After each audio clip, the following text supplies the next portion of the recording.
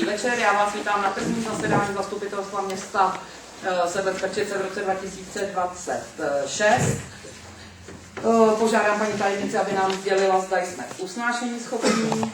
Na prvním zasedání Zastupitelstva města Sebec-Prčice v roce 2006 je přítomno celkem 14 členů a tudíž toto zasedání je usnášení schopné. Děkuji.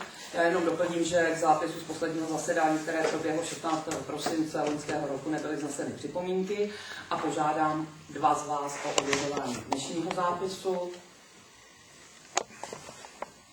Václav Bursík a Pavel Dvořák, kdo je pro? Je někdo proti? Zdržel se? Děkuji. Já budu konstatovat, že program dnešního zasedání byl řádně zveřejněn, obsahuje 11 bodů. Máte někdo nějakou připomínku, doplnění programu, návrh na úpravu? Takže pokud ne, tak vás požádám o hlasování. Kdo je pro program dnešního jednání, tak jak byl předložen? Je někdo proti? Zdržel se? Ne. Děkuji. Sadím a jdeme rovnou na bod číslo 1. To je pouze informace na vědomí. Na základě rozhodnutí zastupitelstva města ze 16. prosince loňského roku, kdy byla rada pověřena schválením případného rozpočtového opatření do konce roku 2025, proběhlo jedno rozpočtové opatření, kdy rada města 30. prosince na svém posledním loňském zasedání schválila rozpočtové opatření 12 2025 rozpočtu města na loňský rok, a to s úpravou v příjmové části, kde se řešilo zvýšení, ve výdajové části, kde se řešilo zvýšení výdajů o 16 277 korun a naopak snížení příjmů z dotace na ošetření zeleně o částku 1 475 497 korun.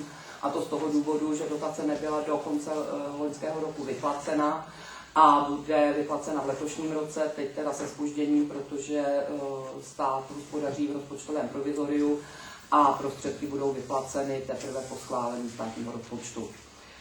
Takže tolik k opatření číslo 12 rozpočtu města na loňský rok. Teď se dostáváme k rozpočtovému, chcete se někdo zeptat ještě na něco k tomuto bodu, bych vám dala prostor. Myslím si, že jste dostali podklady, že jste to asi z toho vyčetli. Druhý bod dnešního jednání, rozpočtové opatření číslo 1 rozpočtu města na rok 2026. Navržené opatření se týká obou stran rozpočtu, příjmů i výdajů.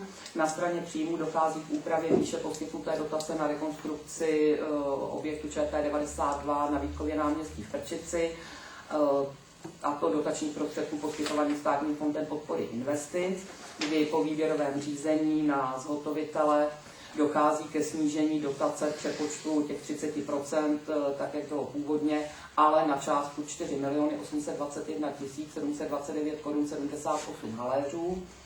A učerpání zvýhodněného úvěru, na který máme podepsanou smlouvu se Státním fondem, se snižuje ta částka také na 4 821 729 korun 78 haléřů. Na straně příjmu je pak navrženo zvýšení o 100 000 korun u daně z příjmu města.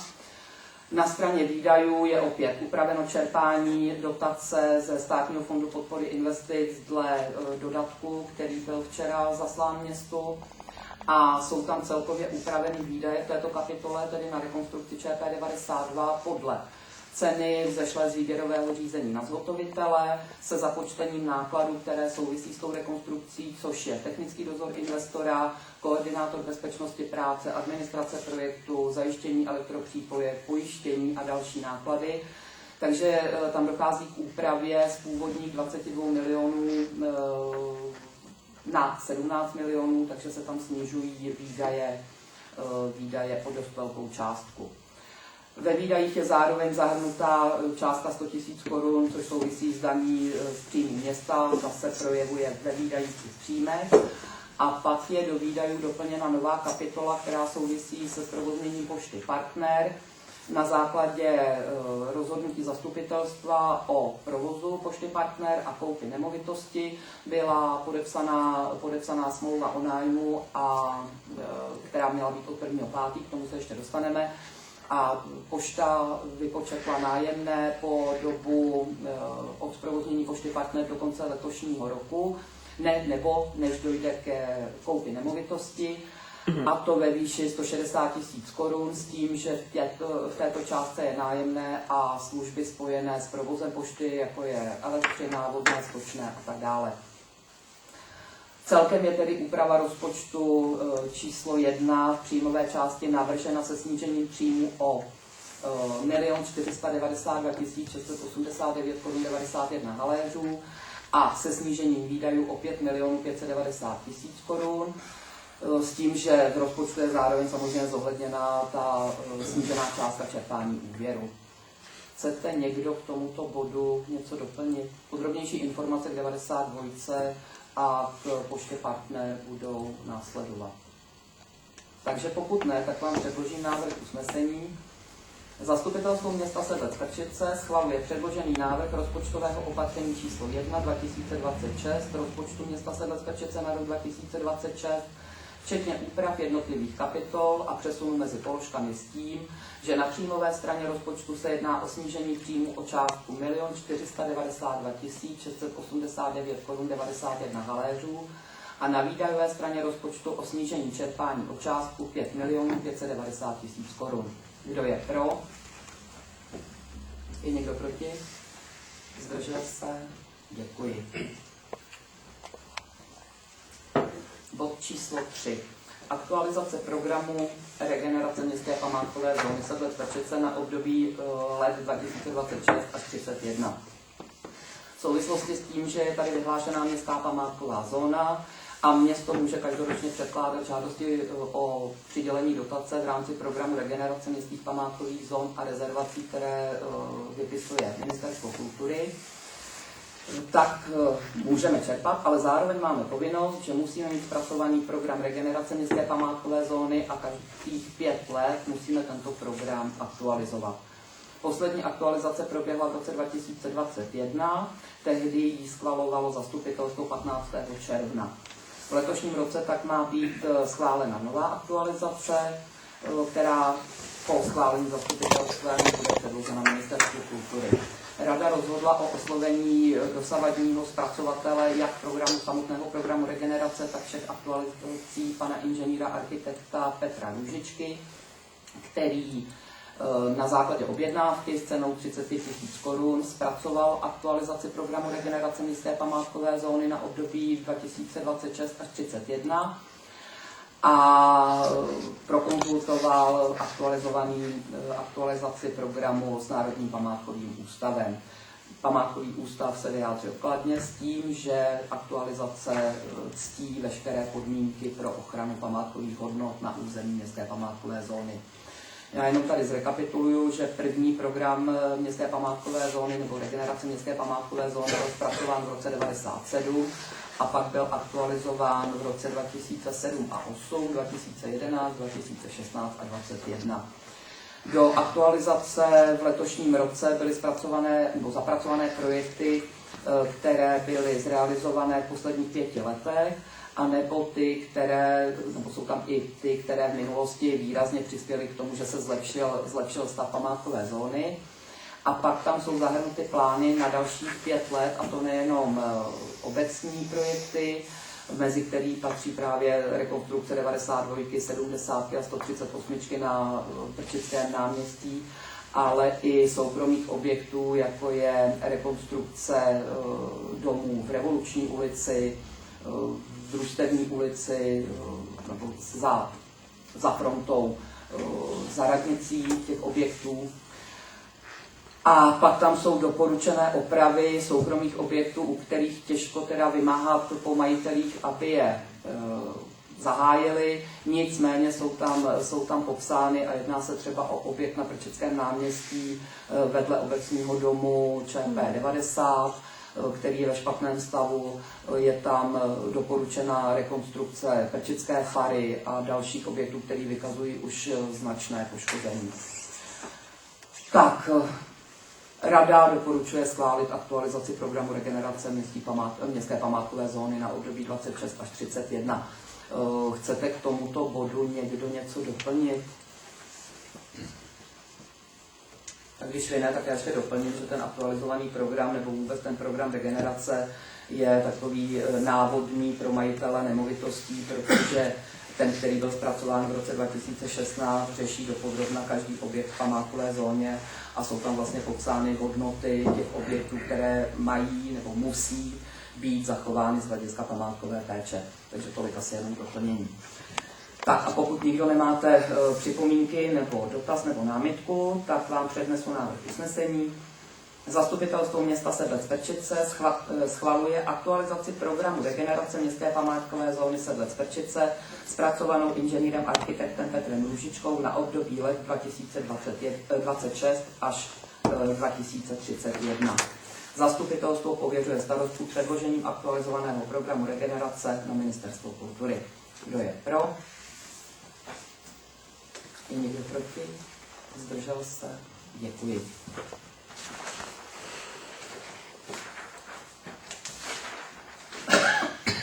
Dalším bodem je obecně závazná vyhláška o stanovení obecního systému odpadového hospodářství. My jsme schvalovali poslední obecně závaznou vyhlášku týkající se systému odpadového hospodářství města 28. srpna 2024. Ta tehdy souvisela se změnou systému plateb za odstraňování komunálního odpadu a povinností obcí od 1.1.25, které se týkaly zajištění sběru odpadního textilního materiálu a oděvu.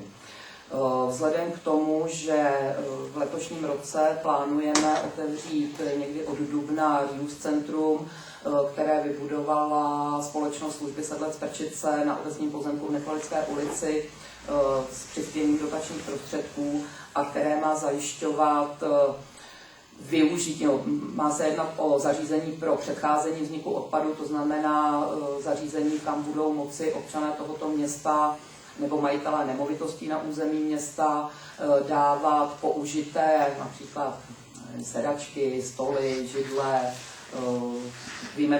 vyjmenované věci, které jsou v provozním řádu, tak musíme aktualizovat i vyhlášku, kde by mělo být toto zařízení uvedeno a měly by tam být samozřejmě popsány nějaké skutečnosti, které souvisí s jeho provozem.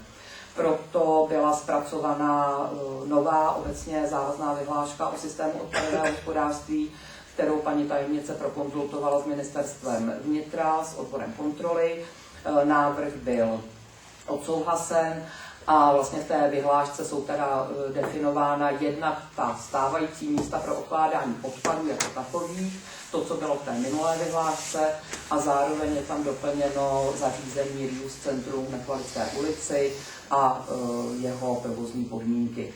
Tady jenom v rychlosti doplním informace, že v provozním řádu je zakotveno, že do toho Reuse centra budou moct předávat věci nebo ty vybrané výrobky pouze občané s trvalým pobytem na území města, případně teda majitelé nemovitostí, které jsou určeny k rekreaci. Naopak věci tam odsud budou moci využít a odvést si všichni bez rozdílu, jestli tady bydlí nebo nebydlí.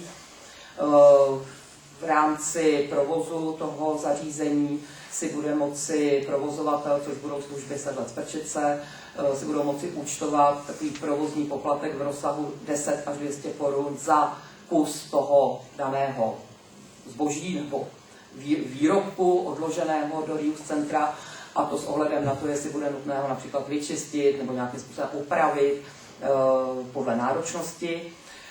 Bude samozřejmě nutné vést základní evidenci, takže každý, kdo tam něco přinese nebo si naopak něco bude odnášet tam odsud, tak bude muset souhlasit s tím, že jeho základní osobní údaje, což je jméno, příjmení, bydliště, bude evidováno v provozním deníku a bude využíváno pouze teda k účelům souvisejícím s provozem toho zařízení. Tak, tolik asi k té obecně závazné vyhlášce a k Reuse centru. Chcete někdo k tomuto bodu něco doplnit nebo upřesnit? Že tam vznikne nový pracovní místo. Ano, bude muset vzniknout nové pracovní místo, ale ono to bude nejenom nebude to pracovník, který bude jenom v tom Reuse centru, protože tam samozřejmě bude asi obdobný provoz jako ve sběrném dvoře, to znamená neotevřeno každý den, ale jenom ve vybrané dny. Počítáme s tím, že to bude pondělí, středa, sobota, stejně jako sběrný dvůr, takže ve zbývající pracovní době by byl ten pracovník využíván k jiným činnostem z služeb. Nemáte nikdo nic k tomuto bodu? Takže jestli ne, tak já bych se vám dovolila přednést návrh usnesení. Zastupitelstvo města Sebec-Prčice schvaluje obecně závaznou vyhlášku o stanovení obecního systému odpadového hospodářství s tím, že tato vyhláška ruší obecně závaznou vyhlášku číslo 5 2024 ze dne 28.8.2024. Nová obecně závazná vyhláška nabývá účinnosti dne 1.4.2026. Kdo je pro? Někdo proti? Zdržel se. Děkuji. Další bod, změna územního plánu číslo 6. 20. října zastupitelstvo města v samostatné působnosti rozhodlo s přihlédnutím k předchozímu odbornému posouzení jednotlivých žádostí o zařazení pozemků těch žádostí do změny číslo 6 územního plánu. A to odsouhlasením seznamu, který byl pak nedílnou součástí, nebo je nedílnou součástí zápisu a byl následně předložen na městský úřad Sedlčany, odbor výstavby a územního plánování. Pan Novák z tohoto odboru oslovil následně krajský úřad Středočeského kraje, odbor životního prostředí a zemědělství se žádostí o vydání rozhodnutí, které se týká vyhodnocení vlivu změny územního plánu na životní prostředí, takzvanou SEU.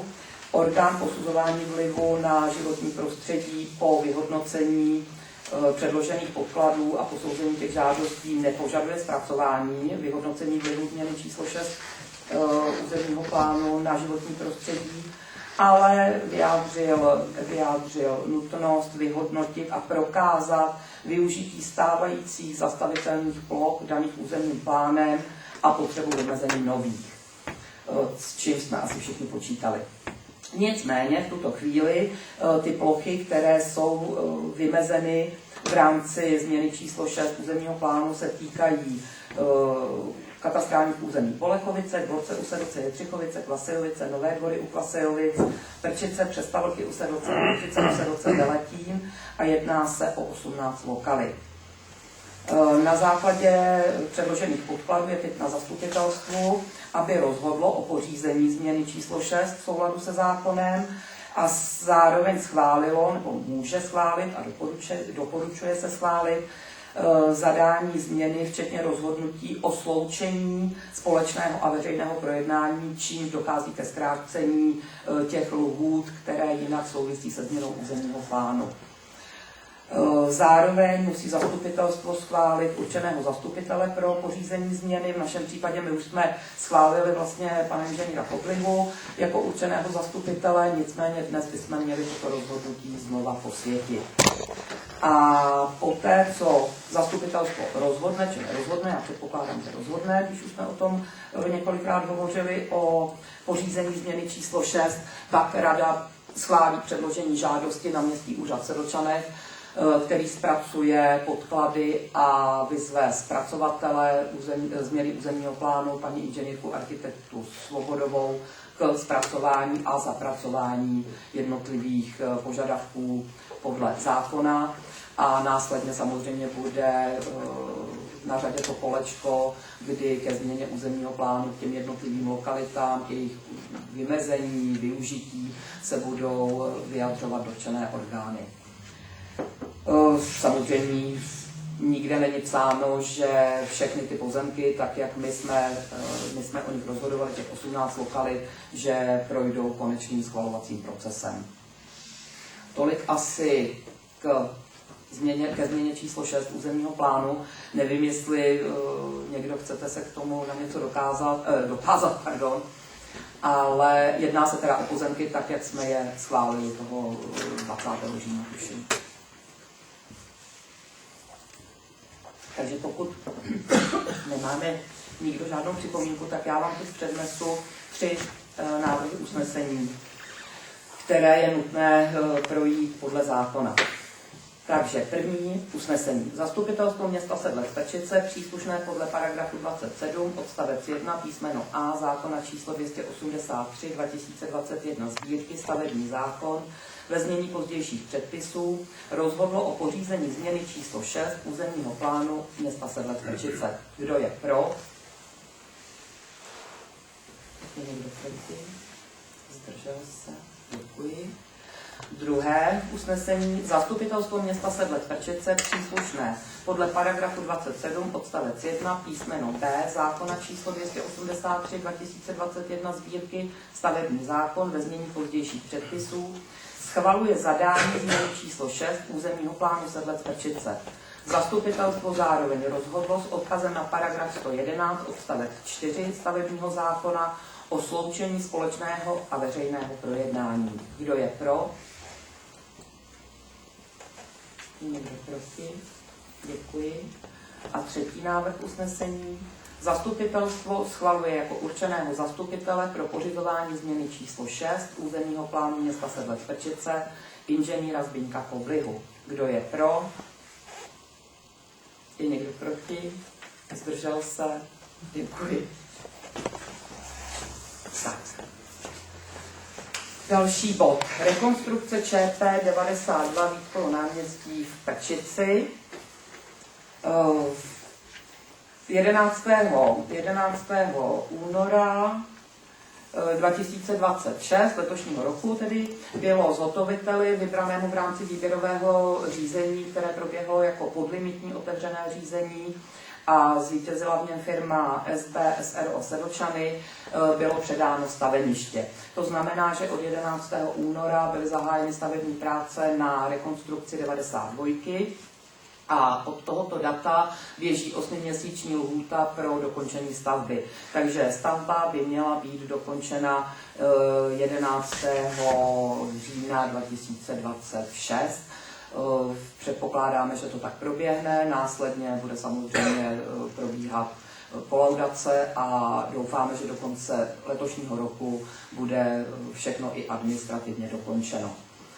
V souvislosti s předáním staveniště a zahájením stavebních prací musela být podle podmínek poskytovatele dotace, kterým je tedy Státní fond podpory investic, uzavřena pojistná smlouva na stavebně montážní pojištění s vinkulací ve prospěch Státního fondu podpory investic po dobu výstavby.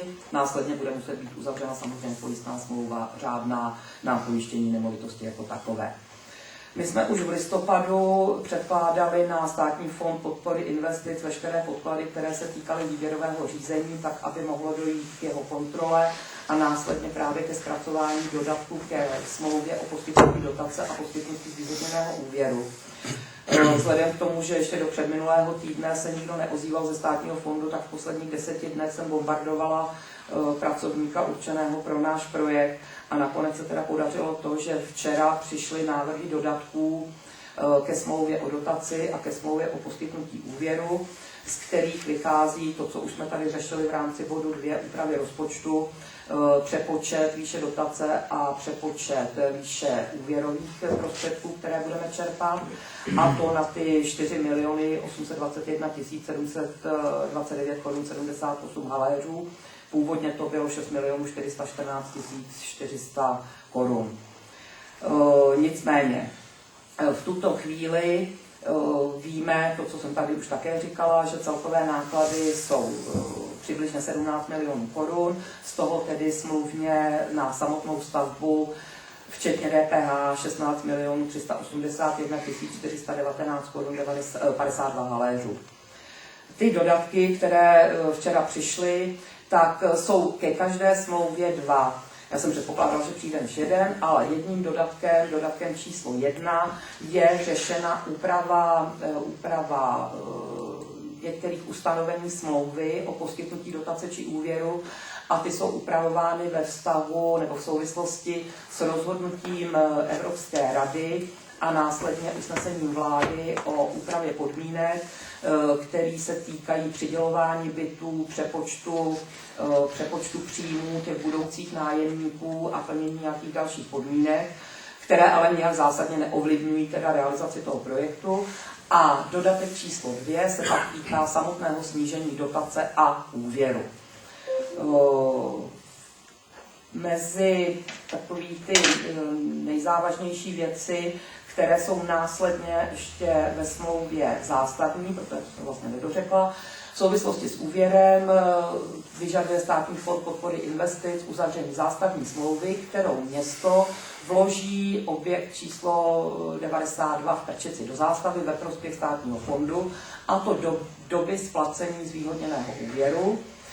Ten zápis zástavního práva se samozřejmě dává do katastru nemovitostí a v té zástavní smlouvě jsou pak uvedeny podmínky a případné sankce za nedodržení podmínek ze strany příjemce dotace a příjemce úvěru. Jedná se například o to, že nesmíme tu nemovitost cizit, tedy prodat nebo někomu darovat, což asi nepředpokládáme, že bychom udělali. Je tam podmínka, že ta nemovitost musí být po celou dobu pojištěná, že nesmíme pronajmout byt zájemci, který vlastní nemovitost nebo část nemovitosti určené k bydlení, že nesmíme uzavřít smlouvu o nájmu na dobu delší než 2 roky. Může se uzavírat opakovaně s tím samým nájemcem, ale vždycky maximálně na 2 roky. Že budeme dodržovat maximální výši nájemného, která je stanovena u nás do 184 korun za metr čtvereční, že budeme prověřovat, zda zájemce splňuje kritéria pro byt a tak dále. Takže po prostudování těch podmínek smlouvy, ať už teda těch dodatků nebo zástavní smlouvy, tak jsem doporučila radě, aby doporučila zastupitelstvu schválit uzavření dodatků, protože jsou to standardní dodatky, nebo standardní smlouvy a dodatky, které jsou uzavírány mezi státními fondy a příjemci dotací nebo úvěrů. Takže tolik asi k tomuto bodu z mé strany. Jestli k tomu někdo se na něco chcete zeptat, zaregistrovali jste, že došlo k záboru veřejného prostranství, s firmou je domluveno, že budou udržovat samozřejmě pořádek, budou probíhat pravidelné kontrolní dny, zítra je vlastně druhý v pořadí kontrolní den, budou ve 14denních intervalech.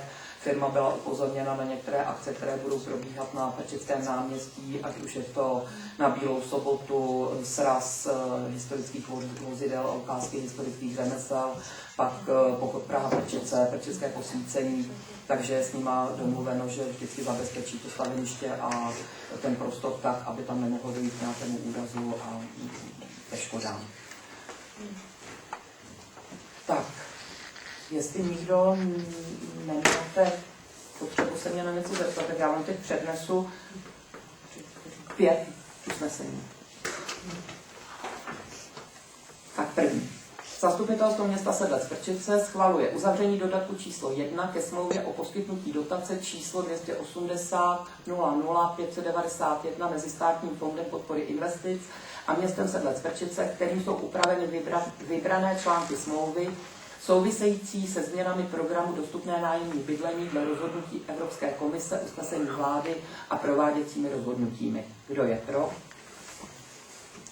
Je někdo proti? Zdržel se?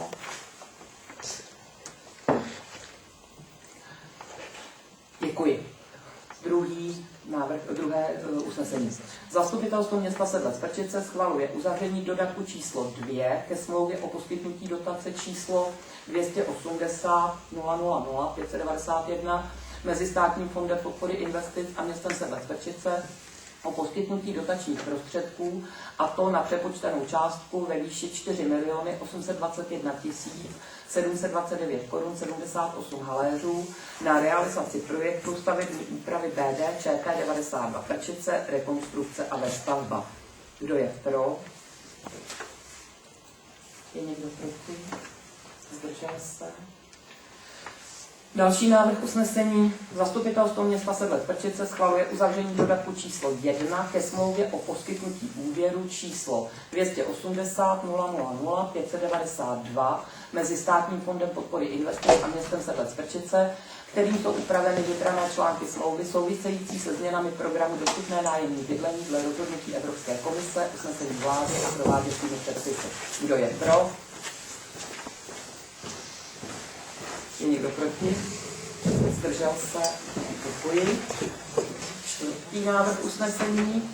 Zastupitelstvo města Sedlec-Vrčice schvaluje uzavření dodatku číslo 2 ke smlouvě o poskytnutí úvěru číslo 280 000 592 mezi Státním fondem podpory investic a městem Sedlec-Vrčice o poskytnutí úvěru, a to na přepočtenou částku ve výši 4 821 729 korun 78 haléřů na realizaci projektu stavební úpravy BD ČT 92 Vrčice, rekonstrukce a vestavba. Kdo je pro? Je někdo proti? Zdržel se? A poslední návrh usnesení. Zastupitelstvo města Sedlec-Vrčice schvaluje uzavření zástavní smlouvy k nemovitostem číslo ZS 280 000 592 mezi Státním fondem podpory investic a městem Sedlec-Vrčice, kterou se město, dále jen zástavce, zavazuje zřídit a zapsat v katastru nemovitostí zástavní právo k nemovitosti ČT 92 v Vrčici ve prospěch Státního fondu podpory investic, a to v souvislosti s uzavřením smlouvy o poskytnutí úvěru číslo 280 000 592 na realizaci projektu stavební úpravy BD ČT 92 Vrčice, rekonstrukce a vestavba. Kdo je pro? Je někdo proti? Zdržel se? Děkuji. Ten název toho projektu je takový divný, ale prostě takhle tam je nám daný, tak ho musíme takhle citovat. Další bod dnešního jednání se týká smlouvy o pověření poskytování služby obecného hospodářského zájmu pečovatelské služby Sedlec-Vrčice. Město poskytuje pečovatelskou službu a ta je zařazena do sítě sociálních služeb Středočeského kraje. Sociální služba je definovaná jako služba obecného hospodářského zájmu a na její poskytování se vždy na 2 roky uzavírá smlouva o poskytování těchto služeb mezi Středočeským krajem a městem. Ta poslední smlouva byla platná do 31.12.2025. Nyní je předložena smlouva nová od 1.1.2026 do 31.12.2028. My máme v síti sociálních služeb Středočeského kraje zařazeny 3 plné úvazky na pečovatelky a 0,75 pracovního úvazku na sociální pracovnici, kterou musíme v souvislosti s poskytováním pečovatelské služby mít. Na tuto smlouvu o poskytování služby obecného hospodářského zájmu je pak každoročně navázána smlouva o poskytnutí dotace na pečovatelskou službu, která se uzavírá vždycky na období 1 roku, zase mezi Středočeským krajem a městem, a to na základě předložené žádosti. Tolik asi k té smlouvě, já jsem vám ji posílala, je to standardní smlouva, kterou máme vždycky na ty 2 roky podepisovanou, a samozřejmě rada doporučuje zastupitelstvu schválit uzavření této smlouvy, tak, abychom mohli nadále i pečovatelskou službu provozovat. Chcete k tomu někdo něco dodat? Takže pokud ne, tak vám přednesu návrh usnesení. Zastupitelstvo města Sedlec-Vrčice schvaluje uzavření smlouvy o pověření poskytování služby obecného hospodářského zájmu číslo S-95/SOC/2026 mezi Středočeským krajem a městem Sedlec-Vrčice vztahující se k pečovatelské službě města, a to na období 1.1.2026 až 31.12.2028. Zastupitelstvo pověřuje starostku podpisem uvedené smlouvy. Kdo je pro? Někdo proti? Zdržel se? Děkuji. Jak jsem zmínila, tak na tuto smlouvu je pak navázána vždycky smlouva o poskytnutí finančních prostředků, dotačních finančních prostředků na provozování pečovatelské služby. Nicméně v letošním roce je to trošičku posunuté. V loňském roce sice paní tajemnice a sociální pracovnice zpracovali žádost o dotaci, o poskytnutí finančních prostředků na provoz pečovatelské služby.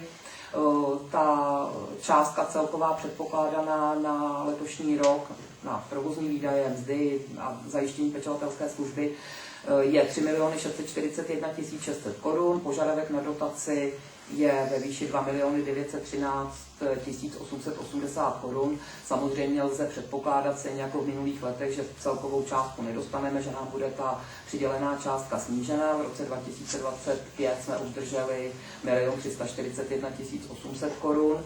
Nicméně v tuto chvíli to nevíme, kolik dostaneme, protože ty žádosti budou v tuto chvíli nebo v dohledné době zpracovávány a vyhodnocovány orgány kraje, ale je to zdržení právě už kvůli zmiňovanému rozpočtovému provizoriu, v kterém jedeme jako Česká republika, a tudíž lze předpokládat, že v tuto chvíli, podle poslední informace, tuším z dnešního dne, jsou připravovány smlouvy o přidělení dotace, ale pouze na určitou část, která bude odpovídat 1/12 výdajů za loňský rok, s kterou může vlastně hospodařit stát.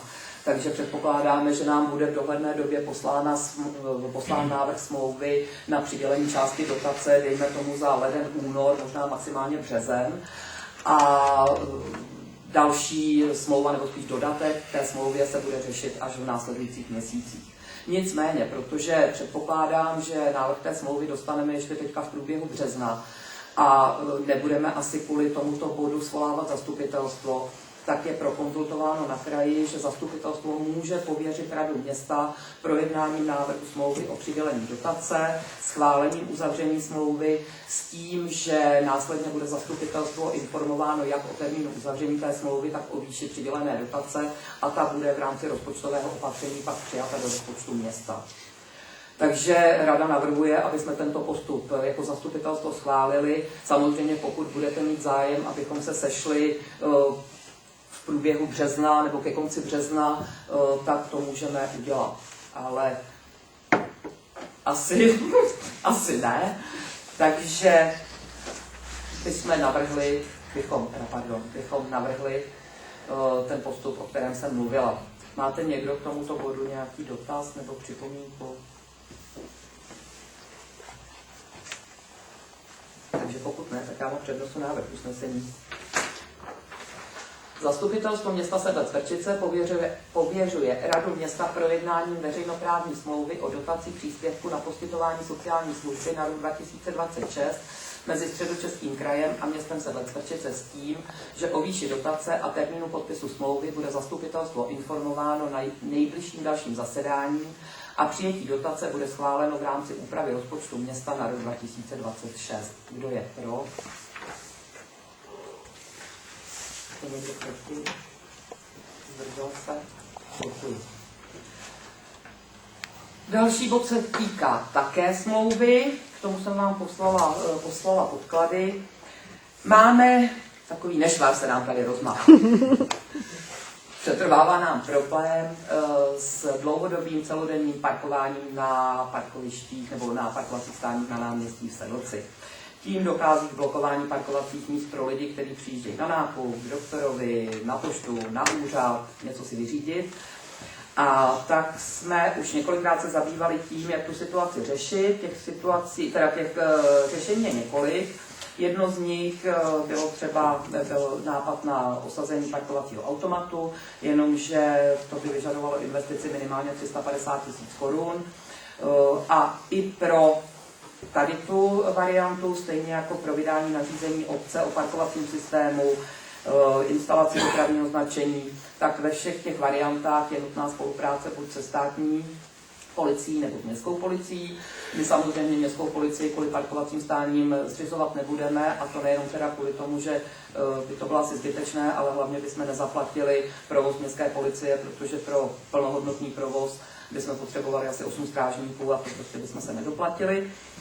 Takže po konzultacích a po nějakém právním vyhodnocení se jako nejjednodušší, finančně nejméně náročný jeví osazení dopravního značení, kterým by došlo k omezení doby parkování na parkovacích stáních na náměstí, a to na dobu bezplatného stání 90 minut na základě parkovacího kotouče, těch hodin parkovacích, který by každý řidič, když by přijel na to parkoviště, zaparkoval, dal by tam hodiny, 90 minut by tam mohl stát zadarmo, po 90 minutách by musel odjet. Aby jsme mohli kontrolovat, zda teda je dodržováno to dopravní značení, které mimochodem teda už máme projednáno jak s policií, s dopravním inspektorátem, tak máme vydáno rozhodnutí od Městského úřadu Sedlčany odboru dopravy. Tak ta kontrola a vymáhání případných sankcí neboli pokut stejně může provádět opět státní policie nebo městská policie. Státní policie Votice, pod kterou spadáme, nedisponuje tolika pracovníky, takže sice s nima jsme domluvení na občasných kontrolách, ale ty jsou doopravdy schopni je provádět pouze namátkově a v menším rozsahu, takže nakonec jsme oslovili město Sedlčany, s kterým máme uzavřenou veřejnoprávní smlouvu z roku 2014 a požádali jsme vedení města Sedlčany o rozšíření spolupráce a umožnění kontroly ze strany strážníků městské policie na území města, a to konkrétně právě na ty parkovací místa. Ta původní smlouva z roku 2014 se týká pravomoci strážníků městské policie zajištět na území města Sedlec-Pečice a kontrolovat čidlo na potoce Úměštic, které patří do výstražného systému města Sedlčany. A zároveň teda pak je tam ještě povolení pro strážníky kontrolovat stav a dodržování bezpečnosti na cyklostezce. A projednávané rozšíření dodatkem by se týkalo, teda, jak už jsem předeslala, kontroly na náměstí, s tím, že ty kontroly by nebyly pravidelné, nebyl by určený den v týdnu, kdyby ta městská policie sedlčanská sem jezdila, nebyl by určený hodiny, od kdy do kdy by tady kontrolovali. A záleželo by samozřejmě na kapacitách a možnostech městské policie.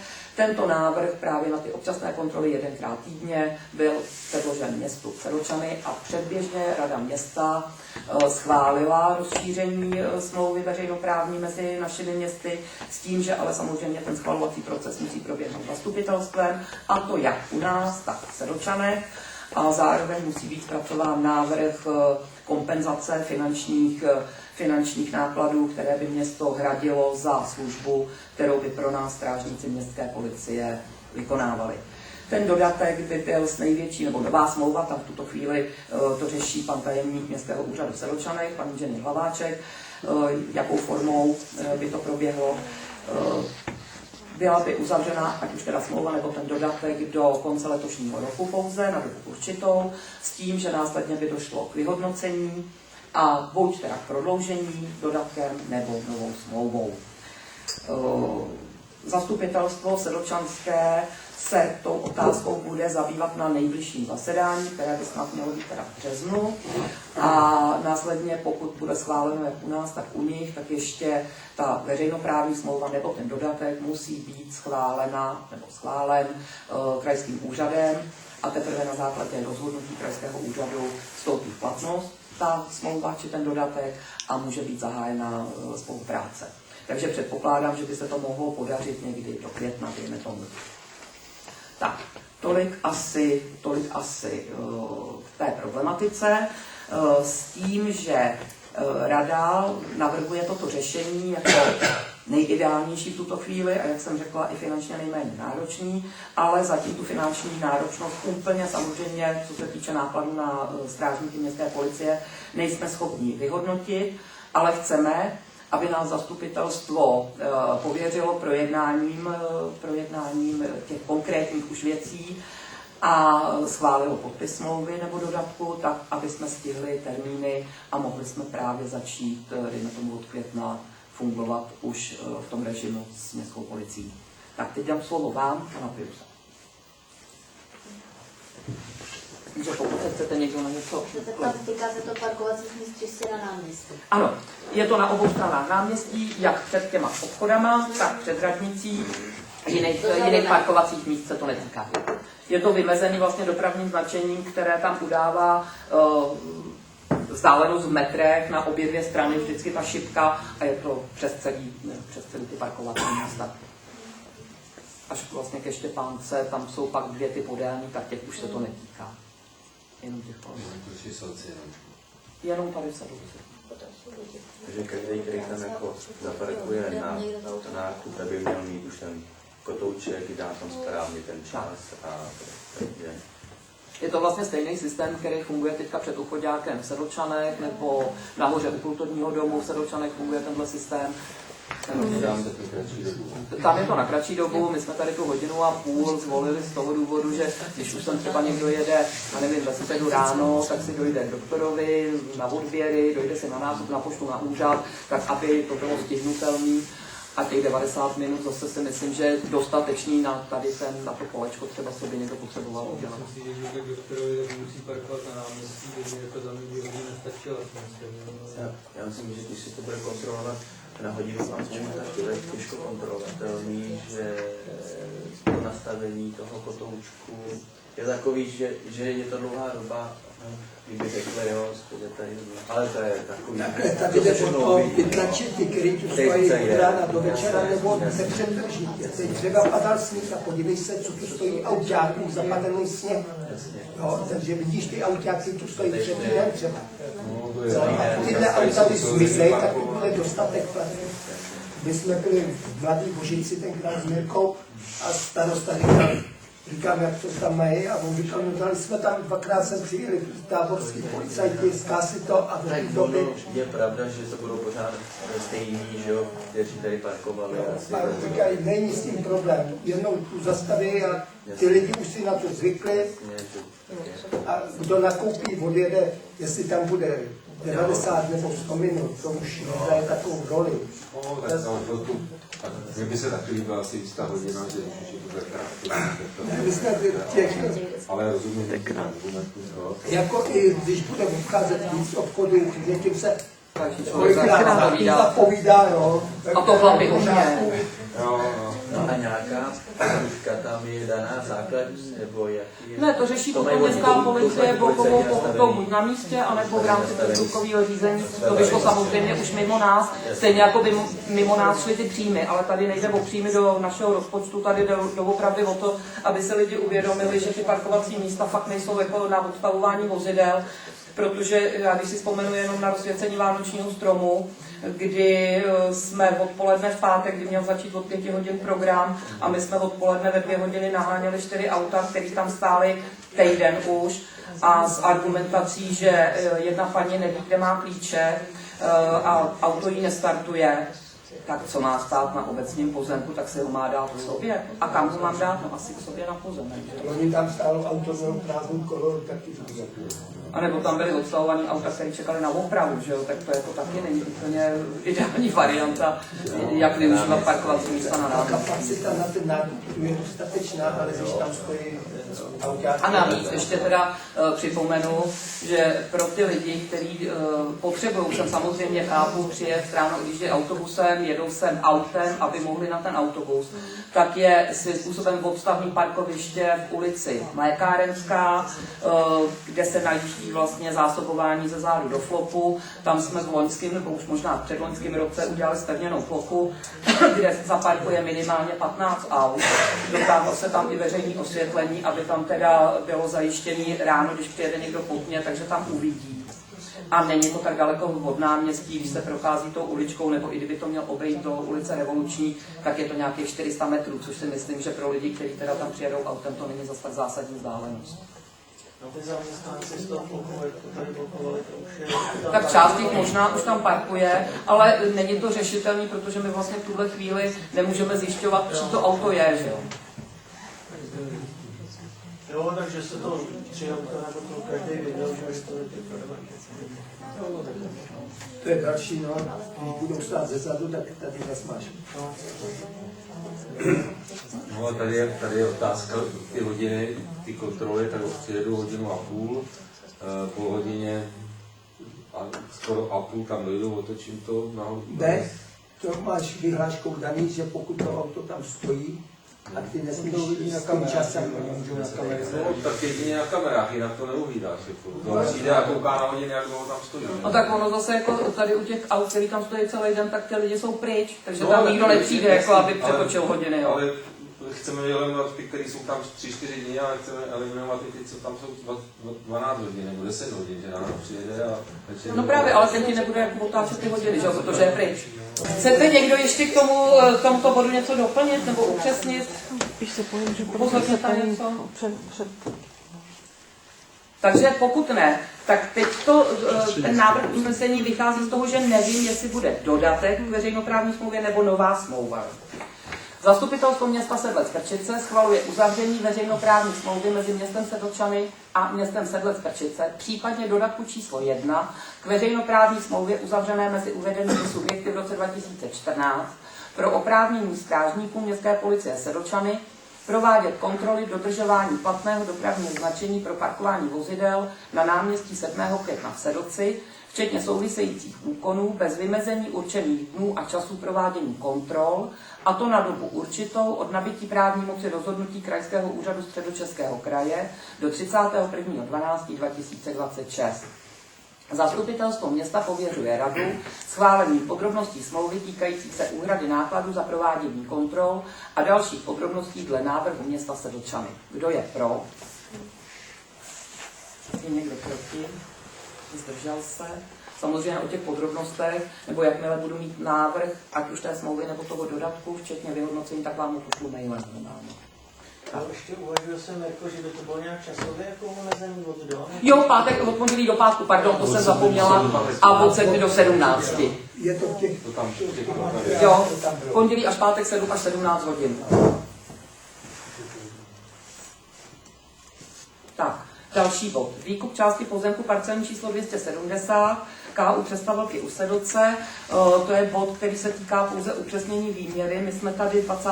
října schválili výkup části pozemku 270 u Přestavelek o výměře přibližně 150 metrů čtverečních od manželů Tomanových za cenu 100 korun za metr čtvereční a s tím, že město uhradí geometrický plán a změnu vlastnického práva nebo zápis změny vlastnického práva v katastru nemovitostí. Důvodem toho odkupu je rekonstrukce lesní cesty k lesnímu hospodářskému celku Přestavelské hory, kde zpracováváme v tuhle chvíli projekt na rekonstrukci té cesty a připravujeme předložení žádosti o dotaci. Byli tam geodeti před asi 3 týdny a při zaměřování došlo k upřesnění výměry, kterou potřebujeme vykoupit, tak abychom byli schopni tam tu cestu zrekonstruovat a aby byla teda celá na obecním. A vyšlo to na 172 metrů čtverečních, takže je nutné ještě jednou schválit v zastupitelstvu upřesněnou výměru a odcitovat také číslo geometrického plánu v souladu s platnou legislativou, aby jsme splnili veškeré podmínky, a pak samozřejmě ten geometrický plán je citovaný i ve smlouvě, která bude uzavřena. Manželé Tomanovi se zvýšenou nebo zvětšenou výměrou, kterou potřebujeme vykoupit, jsou seznámeni a nemají problém s tím nám prodat těch 22 metrů víc, než jsme původně plánovali.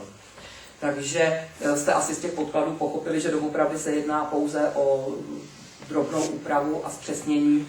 Nevím, jestli k tomu někdo chcete něco doplnit. Já jenom ještě teda k té dotaci doplním, že předpokládaný termín pro předložení žádosti o dotaci je přelom dubna května. Jedná se o dotaci ze státního zemědělského intervenčního fondu. V tuto chvíli ještě nejsou úplně známy podmínky, které budou nastaveny. Vycházíme tedy se zpracovatelem žádosti z loňských podmínek a jednou z nich je teda i pravomocné vydané stavební povolení, kdy doufáme, že to stihneme, protože teďka dokončuje pan inženýr Sekanina, projektant, tu projektovou dokumentaci, ale má nějaké zdravotní problémy, takže se to trošičku zdrželo. Ale snad to platné. Takže tolik jenom do upřesnění tohoto bodu. Takže pokud nikdo z vás nic nemá, tak vám přednesu návrh usnesení. Zastupitelstvo města Sedlec-Krčice schvaluje výkup části pozemku parcelní číslo 270 KU Přestavelky u Sedlce o výměře 172 metrů, nově dle geometrického plánu číslo 278/13/2026, označená jako pozemek 270/2 KU Přestavelky u Sedlce, za cenu 100 korun za metr čtvereční a s tím, že náklady na odměřovací geometrický plán a převod vlastnického práva v katastru nemovitostí hradí kupující, tedy město. Kdo je pro? Kdo proti? Zdržel se? Děkuji. A dostáváme se k dalšímu bodu a tím je různé a diskuze. Takže za mě budu upřesňovat to, co jsem tady zmiňovala, Česká pošta. Byla na začátku ledna, byla v souladu s rozhodnutím zastupitelstva a na základě schválení radou podepsána nájemní smlouva na pronájem části nemovitosti pošty ČT65 tady v Sedlci, která má nadále sloužit, ta plocha teda má nadále sloužit pro provoz Pošty Partner, kdy se předpokládalo až do dnešního dne, že Pošta Partner bude zprovozněna 1. května 2026 s tím, že do té doby město má za povinnost zajistit jednak převody některých služeb, ať už je to prodej simek pro mobilní operátory, nabíjení telefonů, teda nabíjení kreditů, spolupráci se Saskou, převedení nějakých dalších prodejů, jako jsou dětské knihy a nějaký to papírenský zboží, který tam je nabízený. S tím, že od 1. května jsme měli zaměstnávat ty 2 pracovnice, které měly ukončit nebo mají ukončit pracovní poměr s Českou poštou a následně uzavřít pracovní smlouvu s městem, kdy dojde teda k navýšení počtu pracovníků pod městským úřadem o 2. S tím, že město do doby zprovoznění Pošty Partner zároveň musí zajistit telefonní spojení, internetové připojení, zabezpečení objektu a tak dále. Všechno bylo rozjetý, nebo je rozjetý, nicméně asi jste zaznamenali, že došlo k odvolání většiny členů nebo velké části členů dozorčí rady státního podniku Česká pošta a dozorčí rada do dnešního dne nebyla teda doplněna do asi té plné kapacity. A tudíž jsme se předběžně domlouvali se zástupcem České pošty, aby město zbytečně neplatilo nájem, když to bude vypadat tak, že se posune schválení prodeje právě s ohledem na to, že ten prodej nemovitosti musí schválit dozorčí rada, takže dojde zároveň k posunutí teda zprovoznění Pošty Partner, aby nám se teda snížily výdaje na nájemní a na služby spojení s nájmem. A dneska shodou okolností přišla informace a dodatek ke smlouvě nájemní, že té situaci došlo, schvalovací proces se na České poště zdržel a tudíž zprovoznění Pošty Partner se předpokládá od 1.7.2026, to znamená, dochází tam k posunu o 2 měsíce. Tím pádem se posouvá teda i platba nájemného, posouvá se i uzavření pracovních smluv s pracovnicemi stávajícími pošty. Ty tu výpověď teď nedostali k poslednímu únoru, dostanou ji až k poslednímu dubnu, květně, červen, 2měsíční výpovědní. Takže to se týká Pošty Partner, s tím, že samozřejmě teda máme víc času na to, aby jsme vyřešili všechny ty technické věci, které s tím souvisejí. Byla oslovena firma NES Elektro, která dělala zabezpečovací systém na městském úřadě, aby nám navrhla zabezpečení pošty, protože tam samozřejmě skončí napojení na ten centrální pult ostrahy, kterou provozuje pošta. To samé přivedení internetu přes O2 nebo přes CETY, nebo nevím, jak to řeší paní tajemnice. Ale nicméně jako nedochází k té změně, že bychom nekupovali nemovitost a odstupovali od provozování Pošty Partner. Takže tolik informace k České poště, nevím, jestli někdo se chcete na něco zeptat, ještě doplním vlastně, dojde tam k určitému omezení, co se týká služeb pošty, konkrétně se týkají ty služby nebo omezení těch služeb, platní knížek, výběru na nějaký výplatní šeky a takovéhle věci, které Pošty Partner nemohou provozovat. To znamená, že tam nebudou fungovat ty služby poštovní pořitelně, jestli to chápu správně. Ano, bude tam omezení, protože to prostě končí. Oni budou moci doporučit, a stejně tak budou končit, já nevím, takový ty pojištění, co dělali, nějaké nabídky na uzavírání smluv různých. Mohou na žádost klienta, který tam přijde, doporučit, ale už nemůžou uzavřít smlouvu. Stejně jako třeba nebudou moci uzavírat smlouvy o poskytnutí certifikované autority, to znamená ty tokeny, který se tam podepsala smlouva, i když tady těch smluv nebylo tolik. Podle informací z České pošty, tak i toto bude vymezené nějakým způsobem. A A toho samotného obchodu se netýká tam žádné změny. Obchodu, No, jako nákup, ta cena nákup a ty věci, ty pošty. Ne, to všechno zůstává stejný, ano. A mě to bylo dojem, že správník nebo že představitel rozhodl o prodeji a dozorčí radě se nelíbí podmínky. Ne. To právě ta dozorčí rada musí schválit konkrétní smlouvu na 5 milionů, musí schvalovat dozorčí rada a protože je to na 5 milionů, tak teď se čeká na... Ne. Tam vlastně je to daný tím znaleckým posudkem. To by museli jedině rozhodnout, že se vůbec nebude prodávat ta pošta, ale to... Ne.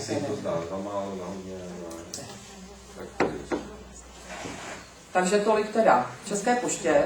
Jestli nikdo k tomu nic nemáte, tak přejdu k dalšímu bodu, se kterým vás seznámím. Ten se týká fotovoltaické elektrárny na základní a mateřské škole. Ta byla uvedená do plného provozu, předložili jsme závěrečné vyúčtování a narazili jsme na problém, protože součástí toho závěrečného vyhodnocení byl protokol o výpočtu nebo o hodnotě akumulace elektrické energie v integrovaných bateriích. Technický dozor zpracoval protokol, který byl součástí toho vyúčtování a v tom protokolu ale byla uvedená suma toho měření, která neodpovídá požadovaným indikátorům pro přidělení dotace.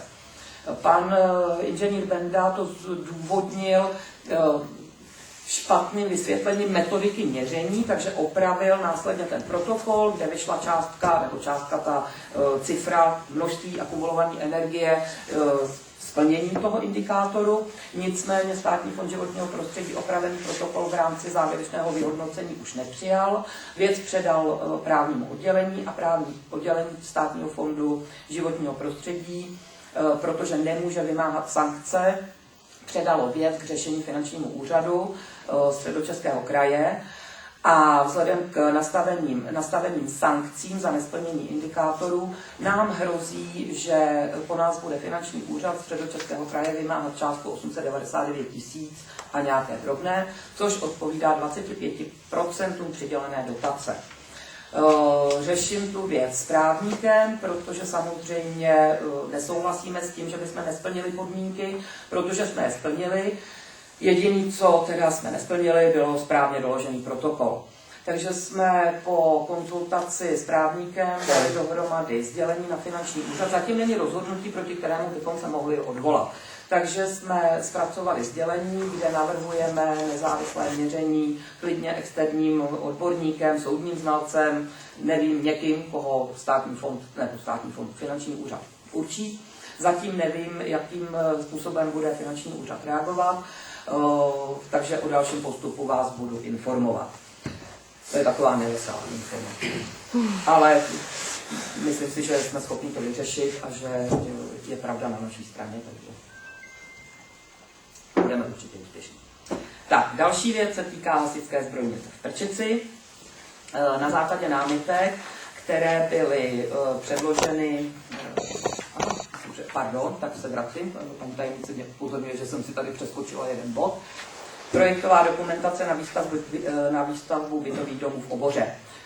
Víte, že jsme zadali zpracování projektové dokumentace na výstavbu 2 bytových domů po 12 bytech v lokalitě Obora.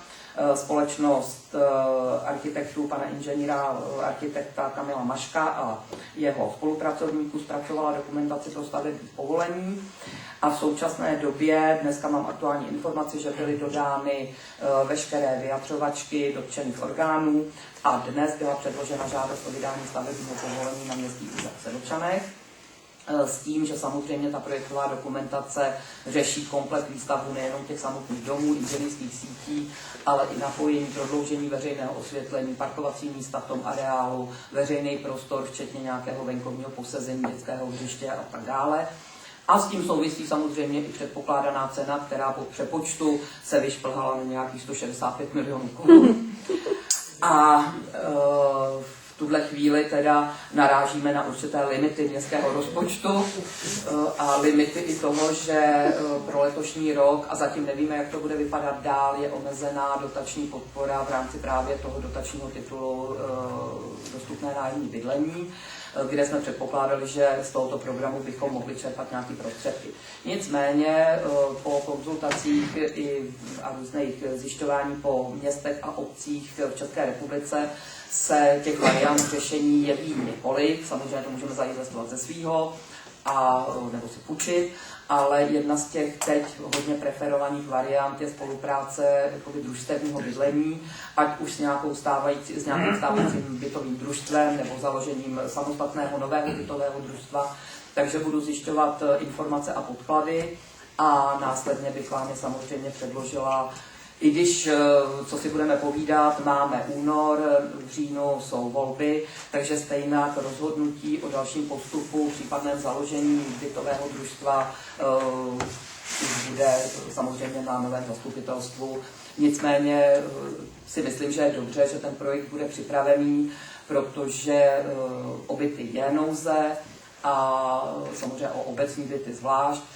A družstevní bydlení není taky k zahození, takže si myslím, že ten projekt bude jednou realizovaný. Takže tolik asi k bytovým domům v oboře. Ještě teda doplním, že stavební povolení předpokládám, že bude vydaný někdy do léta a požádali jsme po dohodě s architektem Maškem, aby ta žádost o stavební povolení byla ne na 2 roky, ale do roku 2030, samozřejmě s tím, že se dá požádat o prodloužení. 24. 12 v jedné bytovce, s tím, že tam je v každé bytovce suterénní prostor pro parkování části vozidel, nevejde se jich tam 12. Tak. No, ale je to právě včetně toho veřejného prostranství, jako všeho, to není zase jako taková darda. A jsou tam teda byty 2.1 a 3.1. Takže nějakých 60 metrů čtverečních třeba? 55 až 70, tuším, ale nepamatuju si to z hlavy. 60 metrama, 100 000 metr. A takže 100 000 za metr, jak jste říkali, v městech byty 50 za metr zhruba a tohle město 170 000 za metr. To je taková jako jenom pro porovnání. Tak až je to bude to... Jako samozřejmě se tam dali, je to rozpočtová předpokládaná cena. Samozřejmě zase musíme počítat s tím, že s časem se bude cena zvyšovat, výběrovým řízením se může cena snížit, ta realizace se může týkat pouze toho prostoru těch objektů, nemusí se řešit veřejný prostor, hřiště, sezení, terénní úpravy a tak dále. Jo, takže jsou tam nějaký kroky, které se dají provést třeba pro snížení. Spolu to dělají na Jižní městě, ale tam pošlu.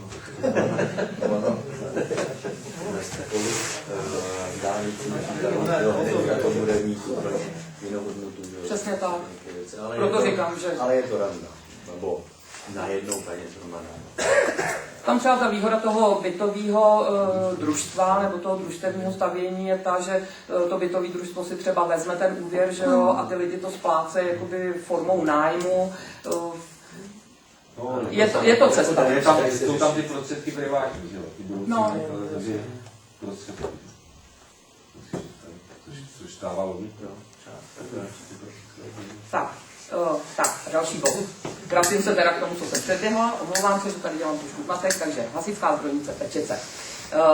Byly předloženy námitky ze strany majitelů sousedního objektu k znovu zahájení vlastně toho řízení a na základě těch připomínek došlo k přehodnocení požárně bezpečnostního řešení stavby.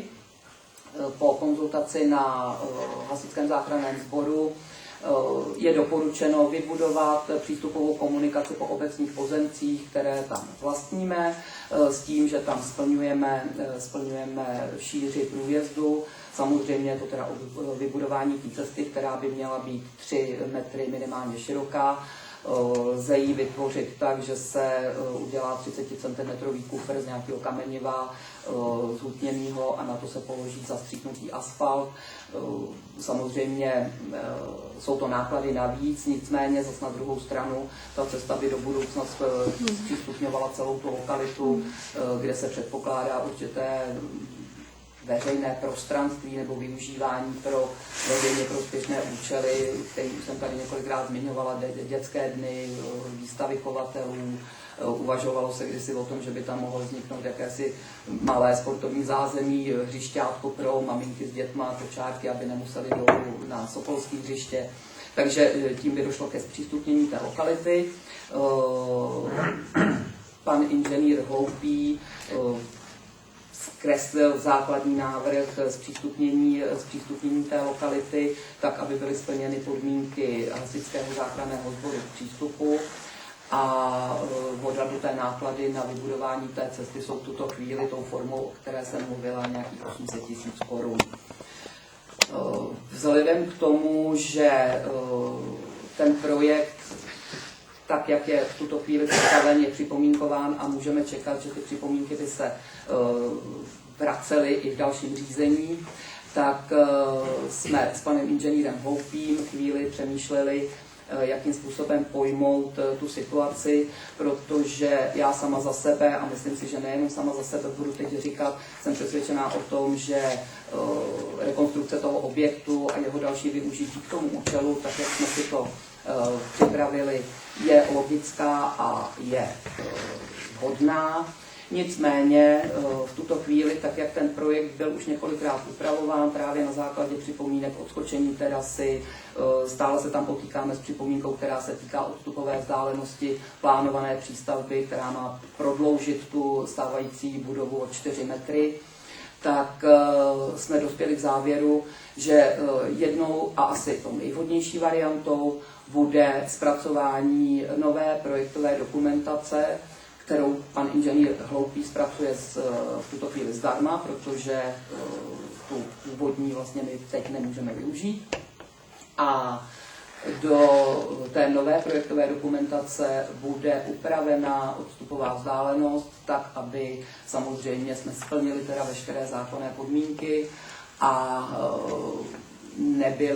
nezavdávali jsme příčinu pro případné spory další, takže odstupová vzdálenost přístavby by byla 2 metry od hranice sousedního pozemku, s tím, že jedna z námitek, která se týkala výšky nebo zvýšení stavby, tuším, že je to o 1,30 m na 8 metrů 30 ze stávajících 6 metrů 10 nebo tak nějak, tak ta jediná by tam zůstala, ale tato námitka byla vyvrácena na základě norem, které jsou pro tyto stavby, takže tam bychom nikomu už v uvozovkách neubližovali a zahájili bychom nové stavební řízení podle nového stavebního zákona. Dneska jsem tuto otázku nadnesla na radě města, včetně případných úprav, které by s tím souvisely, a zdá se nám to jako nejvhodnější řešení. S tím, že využití toho objektu by bylo tak, jak je plánováno, ale byly by tam samozřejmě úpravy vnitřních dispozic, tak, aby jsme splnili zákonné podmínky, na které teda jsme byli upozorňováni. Já si u některých myslím, že bychom i tak je byli schopni obhájit, ale na druhou stranu je asi zbytečné prodlužovat tuto agonii u původně předloženého projektu. Takže tolik k hasičské zbrojnici v Prčici s tím, že pan inženýr architekt Hloupý je připraven tedy zpracovat tu upravenou novou projektovou dokumentaci a budeme ještě zjišťovat ohledně přístupu splnění těch podmínek. Tam jde spíš o to ne splnění podmínek, ta cesta tam lze udělat, ale spíš jde o to, aby dopravní inženýr určil poloměry, které jsou nutné pro největší auto, který tam ze strany hasičů projede, nějaká Tatra, nevím, je to někde nastavený v normách. Ano, ze zadu. Tam je tudy, ne od jezer. My máme přístupovou komunikaci mezi Tlumovejma a ČP68. Ta je široká 3,5 metru, takže tam tudy splňujeme podmínku a tam tudy je to konzultovaný s hasičským záchranným sborem. Akorát je právě potřeba, pardon, já se omlouvám za to chraplání, akorát je potřeba vymezit právě oblouky, ty nájezdy a splnění těch, já nevím, jak se tomu říká, rádiusů pro projetí a naplánování toho přístupu z té nemovitosti.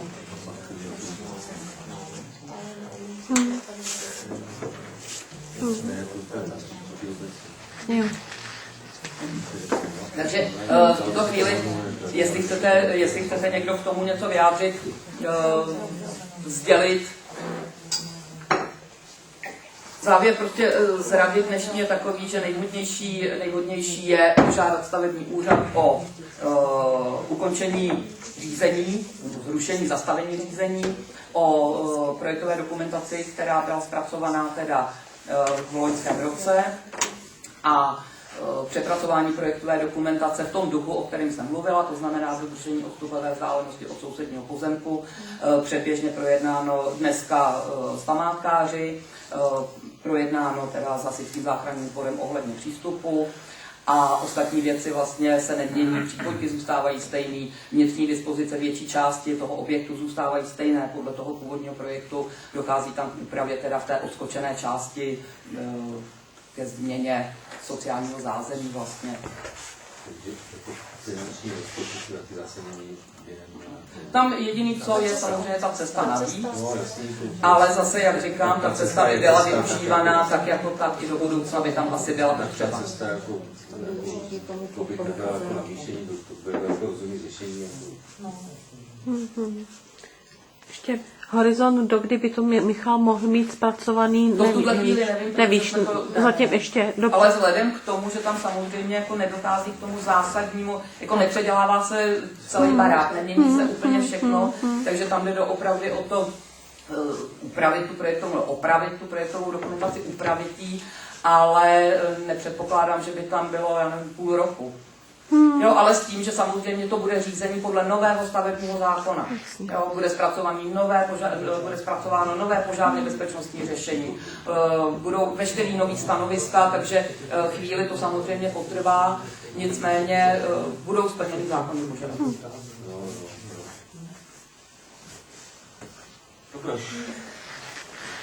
Tak, jestli můžu hasičský zbrojnici dokončit, tak půjdu dál. Odpady za rok 2025, jenom pro rychlou informaci, proti roku 2024 kleslo množství komunálního odpadu, teď počítám teda zbytkový komunál, který odváží Kompak Votice a komunální odpad, který se sbírají naše technické služby a velkoobjemový odpad, teda odpad z košů a velkoobjemový odpad, tak při přepočtu na obyvatele kleslo to množství z 248,66 kg v roce 2024 na 127,43 kg v roce 2025. V celkovém vyčíslení je to rok 2024 740 tun, rok 2025 asi 360 tun. Je to při přepočtu na stejný počet obyvatel 2942 podle statistického úřadu 1.1.2024. Nicméně samozřejmě je tady nadále problém v tom, že my jsme poprvé po dlouhých letech jsme v loňském roce nevyčerpali tu takzvanou skládkovou slevu. Vystačili jsme s ní na celý rok a ještě nám zbylo, bohužel se to nedá převést teda do dalšího roku, ale na odpadech, jak na uložení jsme ušetřili. Nicméně zákonná povinnost dává ještě druhá zákonná povinnost, 60% odpadů má být vytříděno. A tam i přes tento razantní a zásadní pokles nejsme schopni těch 60% pro letošní rok splnit, nebo pro loňský rok splnit, protože jsme vytřídili pouze 51% odpadů. Je tam nesmyslně teda, a proti tomu brojí všechny obce, nebo téměř všechny obce a města, nesmyslně není započítáváno kompostování samostatný do kompostérů, který město rozdalo, a že jsme jich rozdalo 500, tak není vůbec započítáno toto množství, které by se dalo přepočítat nějakým koeficientem na každý na každý kompostér, tak se nezapočítává do toho tříděného odpadu, bohužel. A tím pádem jako máme smůlu. A ještě je tam paradoxně, že do celkového množství odpadů se počítají třeba i nebezpečný odpady, které jdou do sběrného dvora, barvy, laky, já nevím, ředidla, takovéhle věci, ale už se nepočítají do těch vytříděných složek. Tak se stalo, že by nikdo nevyvez Stalo. Taky se stalo, že někdo nevyvez celý rok popelnici, protože vytřídí všechny odpad nebo žádný nevytváří. Nedávno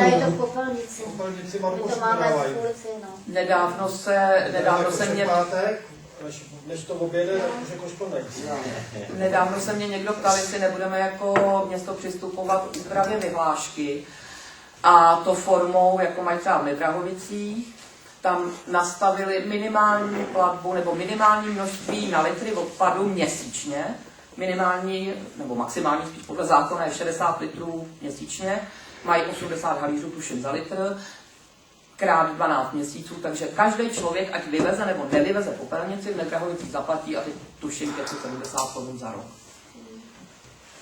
Takže je otázkou, jestli teď budeme vědět, kolik peněz teda vybereme na poplatcích, protože teď do konce března budou probíhat ty platby, a je na zvážení, jestli neupravit tu vyhlášku od 1.1.27 a nedat tam právě, nenastavit tam minimální množství, který by donutilo i ty lidi, kteří třeba odváželi odpady z našeho území do Jesenice, aby teda tu popelnici využili svojí. Já jsem pak řešila, když mi volali z Jesenice, že tam někdo od nás jako vozí odpady, co s tím budu dělat. Tolik černý skládky se neobjevily? Ale ne, a jako prosila jsem třeba tady naše místní představení zemědělských společností, který jezdí po těch polích, loukách, lesích. A jako jezdím taky. Není tam nějaká guma. A tak to bývalo, že jo? Ty se stalo, že si sousedí vyměnili popelnice? To ne, ale měli jsme asi 5 nebo 6 reklamací, které se týkaly množství vývozů, že údajně teda, že je naúčtováno víc vývozů, než proběhlo. Nicméně to není možný, protože to načtení toho čipu proběhne jenom, když oni ty popeláři dají tu popelnici na to zařízení a tím se to načte, že jo. Právě Jirka říkal, že právě tam to ubovali se zjistilo, že vlastně on měl víc vývozu, protože měl popelnici souseda. No jo, tak to všechno. Tak to se nevěděla. To vím, no. Jo. A jako těžko budou popeláři přelejzat plot, aby vyndali popelnici a mohli ji načíst, jako jo, to prostě neudělají. Já měl 4 vývozy, já si to píšu a soused si to nepsal. A měl 2. Tak. Takže tolik jenom k odpadům a říkám, je na zvážení, nechte si to projít hlavou ohledně té vyhlášky. Možná by to byl krok k tomu, jak ještě omezit právě výskyt těch pytlíků různě u těch košů a u popelnic a tak. Další informace. Křižovatka ulice Sedlčanská. Byla dokončena projektová dokumentace, nebo začnu trošku ze šíř. V loňském roce jsme dávali podnět na krajskou správu a údržbu silnic, aby se začala zabývat zvýšením bezpečnosti v lokalitě té křižovatky v Sedlčanské ulici, kde dochází dost často ke kolizním situacím, je to problematická křižovatka historicky a vlastně to stávající uspořádání neumožňuje ani logické propojení chodníků, které tam vznikly, které tam jsou, tak, aby se lidi dostali třeba do Komenského ulice. Takže krajská správa údržba silnic a pan náměstek pro dopravu Středočeského kraje tady byli osobně a domluvili jsme se na přípravě projektové dokumentace, ta už je v tuto chvíli dokončená, je vlastně součástí projektové dokumentace na rekonstrukci celé 120 až do Sedlčan, přes průtah i městem. A ta křižovatka, já jsem vám tuším posílala tu podobu, tak jak by ji měla doznat do budoucna. Mělo by to být standardní téčko, nebo ne standardní, ale téčko. A měla by mít nějakou logiku. Nicméně s tou úpravou samozřejmě souvisí náklady, které budou za městem, a to jsou úpravy pochozích ploch, zelených ploch a vyvolaná investice do přeložky toho ČEZu, kterou jsme tady řešili.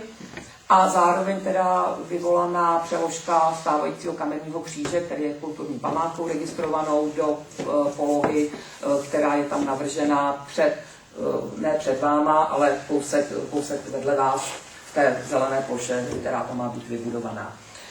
V tuto chvíli ještě s tím teda souvisí úprava veřejného osvětlení, protože ČEZ bude v části té lokality vlastně dávat kabely do země, přemisťovat sloupy a my na některých těch jejich sloupech máme osvětlení nebo osvětlovací tělesa, takže budeme muset veřejné osvětlení upravit. Byl tady pan inženýr Krachta z Krásnohorský elektro, protože ty zpracovávají pro Čezáky ten projekt.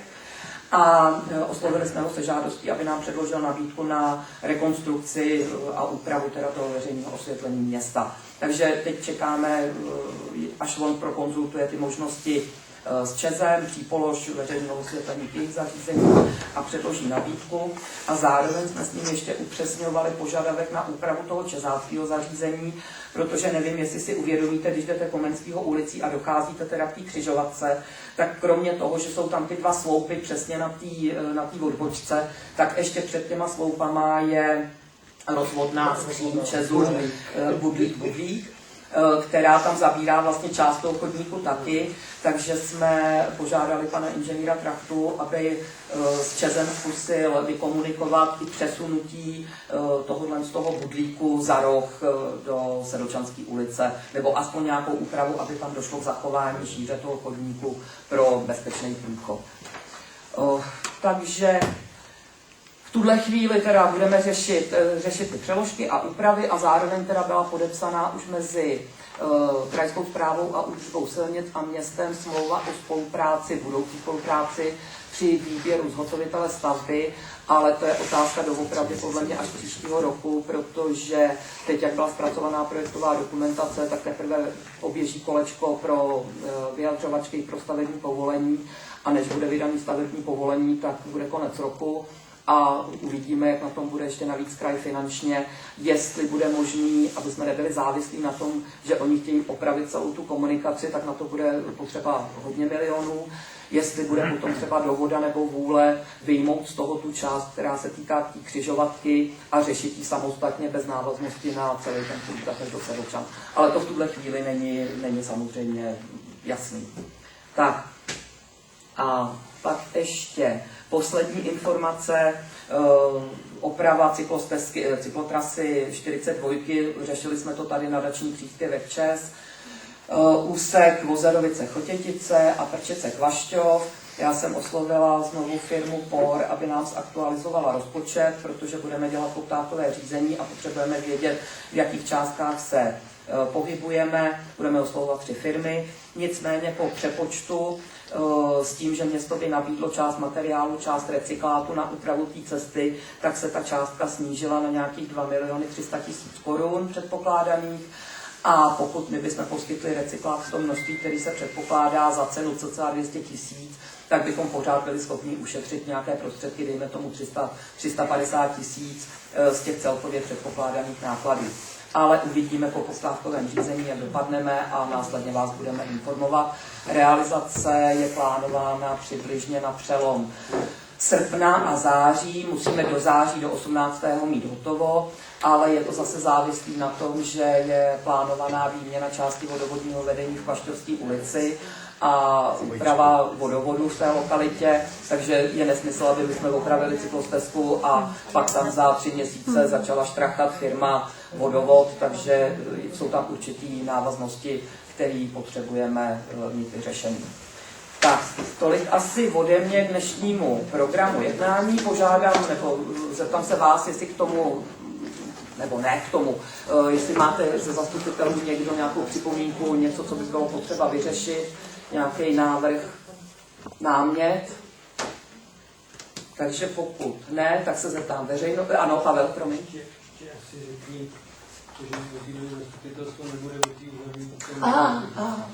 Ano. Aktuální informace.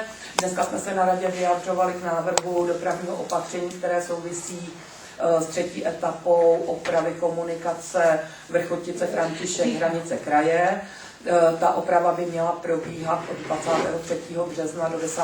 května s tím, že bude objízdná trasa, nebude průjezdná silnice přes František na Přestavlky, objízdná trasa bude samozřejmě horem Přestavlky, Červený Újezd, Březiníč, Borotín, protože ta křižovatka bude celá zavřená, takže nikdo neprojede ani na Borotín. A mělo by to být teda v tom termínu, který jsem říkala. Tolik asi uzavírka? Ano? Ano, Jardo? Chtěl bych se zeptat, když budou parkovací hodiny jenom na tom náměstí, tak se bávám, že ten problém nevznikl před střediskem, jestli by nechtělo dát i ty parkovací hodiny tam. Já se obávám, že v se to přesune ten problém těch aut prostě přes zdravotní středisko. Tam je teď jsou nový parky, tam je třeba na 20 aut. Uvidíme, jaký efekt to bude mít. Zase nemůžeme omezit parkování v celém městě. Tak to není omezení, že tak je to na hodinu na půl zdravotního střediska, je to jestli tam budou lidi doktorovi nebo do lékárny a tam, když se bude 5-6 aut náměstí se přesune jenom o 100 metrů vedle, tak ráno tam nikdo nezaparkuje, že jo? Nebo těch pacientů, nebo... Jasně, ale jako nemůžeme omezit parkování po celém městě, takže jako dát parkovací hodiny úplně všude nejde.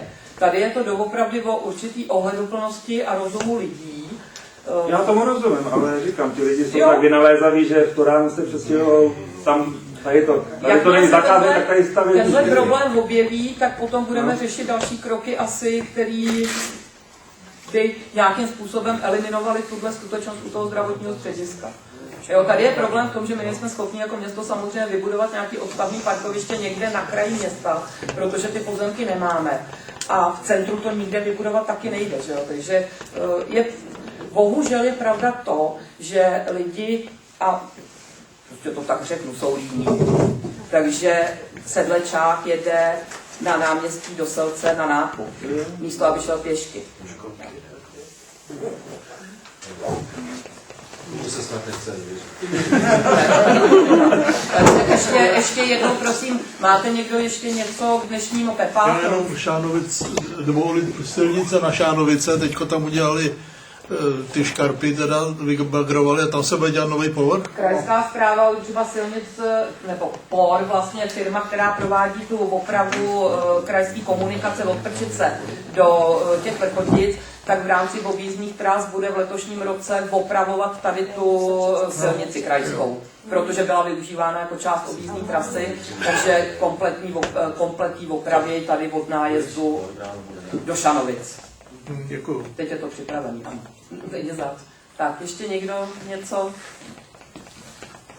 Takže pokud nikdo už ani z veřejnosti, ani z zastupitelů nemá k dnešnímu jednání nic, tak vám děkuji za účast a další zastupitelstvo bude s největší pravděpodobností v dubnu.